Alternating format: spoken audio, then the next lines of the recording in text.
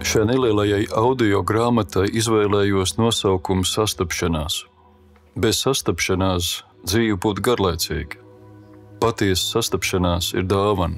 Tās mūs dara par skaistākiem, dziļākiem un bagātākiem cilvēkiem. Starp visām sastapšanās pieredzēm, kādas ir svarīgākas, kādas mazāk nozīmīgas. Man svarīgākā ir bijusi sastapšanās ar Dievu, manu radītāju. Un nav nekāds brīnums, ka tieši tā man visvairāk ir veidojusi un joprojām veido par cilvēku, kāds esmu, kāds topu. Šajā grāmatā esmu apkopojis dažus manā mīļajā Rīgas vecajā Svētās Ģertrūdes draudzē sacītus sprediķus. Grāmatas nosaukums Sastapšanās ir ņemts no pirmā sprediķa. Tas stāsta par kādu sievieti, kur pie akas piedzīvo savas dzīves lielo sastapšanos ar Jēzu.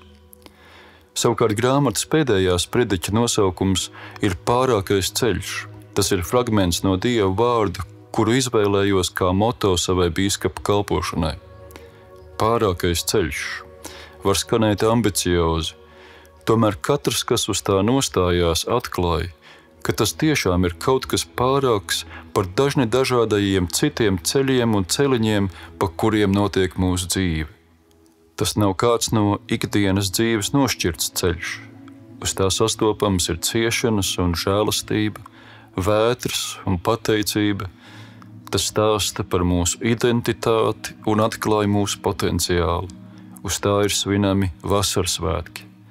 Tāpēc šī ceļa pārākuma noslēpums neslēpjas tā gājējos, bet Dievā, kurš šī ceļa sākumā mūs ir sastapis, kurš Jēzu Kristu šo ceļu ir gājis pirmais un šodien ir gatavs tajā būt ar mums kopā. No sirds priecāšos, ja kādam šie sprediķi palīdzēs piedzīvot sastapšanos, ja kādu tie ieaicinās vai iedvesmos turpināt vispārāko ceļu, kāds uz zemes ir iespējams.